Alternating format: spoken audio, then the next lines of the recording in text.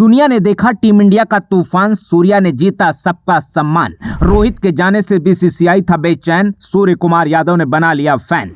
कैसे बदल गई संजू की कहानी, तिलक वर्मा के लिए स्काई की कुर्बानी। लंका से लेकर साउथ अफ्रीका तक चमत्कार, 2026 के वर्ल्ड कप टीम तैयार। सूर्या ने जब रोहित की जगह संभाली तो कहा, मैं कैप्टन नहीं लीडर बनना चाहता हूं। लेकिन स्काई के लिए रास्ता आसान नहीं था, क्योंकि सूर्या ने रोहित की नहीं बल्कि पांड्या की जगह ली थी। वही हार्दिक पांड्या, आईपीएल में जिनकी कप्तानी से एमआई के लिए पूरे सीजन बवाल चला। ऐसे में पांड्या जैसे टीम के सीनियर और इम्पोर्टेंट प्लेयर को साइडलाइन करने पर कलेश मचना तय था। लेकिन सूर्या ने इसका पूरा ध्यान रखा कि कम से कम उनकी तरफ से पांड्या बिल्कुल हर्ट ना हो। इसलिए जरूरी फैसलों में पांड्या को शामिल किया, ड्रेसिंग रूम से फील्ड तक पांड्या को पूरा स्पेस दिया। इसके अलावा टीम के बाकी प्लेयर्स के साथ भी बहुत कम समय में मजबूत बॉन्डिंग तैयार की। पांड्या को सेटल करने के बाद सूर्या का दूसरा बड़ा टास्क था टीम इंडिया के ट्रांजिशन को अच्छे से संभालना, क्योंकि वर्ल्ड कप फाइनल के बाद टीम इंडिया के 3 सितारों ने एक साथ संन्यास का ऐलान कर दिया था। रोहित के जाने से एक ओपनर की जगह बनी,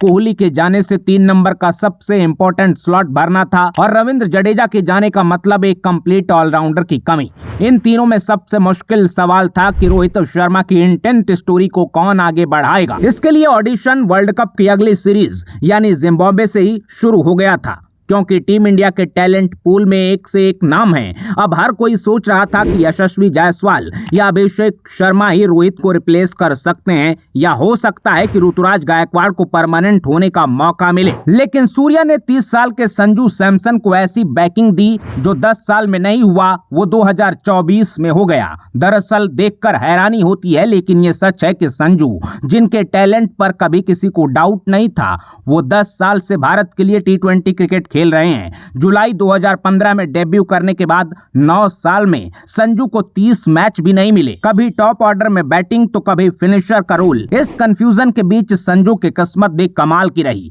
क्योंकि कई बार अचानक मौके मिले तो बल्ले से रन नहीं निकले और बीसीसीआई के सेलेक्टर संजू को फिर 4-6 महीने के लिए भूल गए। लेकिन करियर के 9 साल बीतने के बाद आखिरकार संजू की वो सुबह आई जिसका वो इंतजार कर रहे थे। जब बांग्लादेश की T20 सीरीज से पहले दिलीप ट्रॉफी के मैच में सूर्या संजू के पास जाकर बोले, चट्टा अगला 7 मैच तेरा है, कुछ भी हो मैं तुम्हारे साथ खड़ा हूं। सूर्या से कॉन्फिडेंस मिलने के बाद संजू बिल्कुल अलग नजर आए। लंका सीरीज में संजू काफी नर्वस लग रहे थे। डबल डक के बाद हालत ऐसी थी कि संजू से कीपिंग भी नहीं हो पा रही थी, सिंपल चांस छूट रहे थे। लेकिन बांग्लादेश सीरीज के 3 मैच में एक तूफानी सेंचुरी के साथ संजू ने 150 रन बनाए। संजू ने खुद बताया कि सूर्या के मैसेज से करियर में पहली बार मुझे ऐसी क्लैरिटी मिली जब मैं किसी प्रेशर में नहीं था। मुझे पता था कि मेरे पास 7 मैच हैं, मैं अलग सोच के साथ मैदान पर उतरा। ये सिर्फ संजू के कहने की बात नहीं है। जिसने भी बांग्लादेश से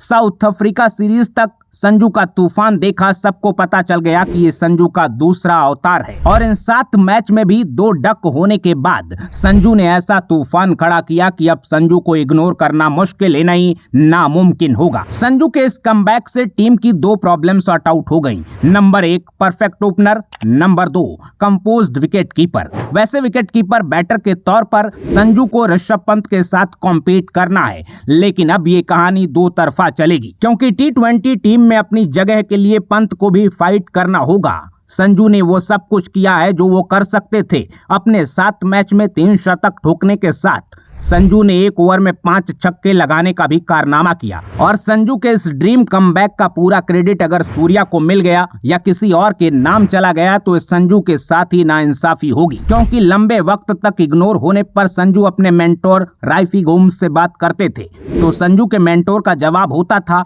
यार संजू 1 ओवर में 4-5 छक्के तो लग ही सकते हैं। और इस बार जब ओपनिंग करने का मौका मिला तो संजू ने सोचा, अभी नहीं तो कभी नहीं। अच्छी बात यह थी कि किस्मत भी संजू पर मेहरबान रही और 1 ओवर में 5 छक्के ठोककर संजू सैमसन रोहित के रिप्लेसमेंट के लिए टॉप कंटेंडर बन गए। हालांकि संजू के इस रिवाइवल में कैप्टन सूर्या ने अपना पूरा रोल निभाया। जैसे एक लीडर को करना चाहिए। अब संजू आगे क्या कहानी लिखेंगे ये तो आने वाला वक्त तय करेगा, लेकिन स्काई ने टैलेंट को बैक करने की अपनी क्वालिटी दुनिया के सामने साबित की, इसमें किसी को कोई डाउट नहीं हो सकता। संजू के साथ कैप्टन सूर्या के एक फैसले से तिलक वर्मा की भी लाइफ बदल गई। तिलक वर्मा जो आईपीएल 2024 में मुंबई के टॉप परफॉर्मर थे, लेकिन तिलक के स्ट्राइक रेट पर लगातार सवाल उठ रहे थे, क्योंकि कई बार तिलक के लंबा खेलने के बावजूद टीम टारगेट चेज नहीं कर सकी। हालत ये थी कि एक मैच के बाद बौखलाए हार्दिक पांड्या ने सीधे तिलक वर्मा को ब्लेम कर दिया था। बात इतनी बढ़ी कि ड्रेसिंग रूम में पांड्या और तिलक के बीच तनातनी हो गई थी, लेकिन आईपीएल की कहानी पीछे छूटी। इंजरी की वजह से तिलक वर्मा को लंबे टाइम तक बाहर रहना पड़ा। अब कमबैक कर रहे 22 साल के इस यंगस्टर को भी संजू की तरह ही फुल कॉन्फिडेंस की जरूरत थी, ताकि वो अपने टैलेंट को जस्टिफाई कर सके और दुनिया के डाउट्स का जवाब दे सके। साउथ अफ्रीका सीरीज में तिलक के लिए परफेक्ट चांस बना, क्योंकि टेस्ट की वजह से कई स्टार प्लेयर टी20 टीम के साथ नहीं थे, तो तिलक का प्लेइंग 11 में रहना तय था। पहले मैच में तिलक वर्मा ने 18 बॉल में 33 और दूसरे मैच में 20 बॉल में 20 रन बनाए। टीम इंडिया अपना दूसरा मैच हारी तो Tilak Varma run ball score देखकर खुद हैरान थे और मैच के बाद सूर्य कुमार यादव का दरवाजा खटखटाया। तिलक ने कहा, मैं नंबर 3 पर बैटिंग करना चाहता हूँ। कैप्टन सूर्या ने बिना किसी सवाल के तिलक को हामी भर दी। स्काई ने कहा, मुझे कोई प्रॉब्लम नहीं है, तुम जाओ अपने हिसाब से अपना गेम दिखाओ। सुनने में ये जितना सिंपल लग रहा है उतना सिंपल है नहीं, क्योंकि 3 नंबर पर स्काई खुद बैटिंग कर रहे थे। रोहित कोहली की रिटायरमेंट के बाद सूर्या 3 नंबर पर लगभग फिक्स हो चुके थे, लेकिन स्काई ने जो कहा था करके दिखाया, क्योंकि लीडर बनना है तो सेक्रीफाइस करना पड़ता है। इसलिए सूर्या ने अपनी जगह नहीं देखी, बल्कि एक फ्यूचर स्टार का करियर देखा और टीम की जरूरत को पहले रखा। प्रमोशन के बाद तिलक वर्मा ने जब बैक टू बैक सेंचुरी ठोकी तो अपने कॉन्फिडेंस के साथ स्काई के भरोसे को भी जस्टिफाई कर दिया, क्योंकि 20-22 साल के किसी भी नए लड़के के लिए रिस्की फैसला था। हर कोई जानता है कि आईपीएल से हर साल ना जाने कितने स्टार निकलते हैं। इस हाई कंपटीशन के बीच टॉप ऑर्डर में कप्तान की जगह बैटिंग मांगने का मतलब है कि 2-4 फेलियर के बाद आप कहां दिखेंगे, इसका जवाब कोई नहीं दे सकता। तिलक को प्रमोट करने पर जब सूर्या का रिएक्शन आया तो ये रोल और भी बड़ा हो गया।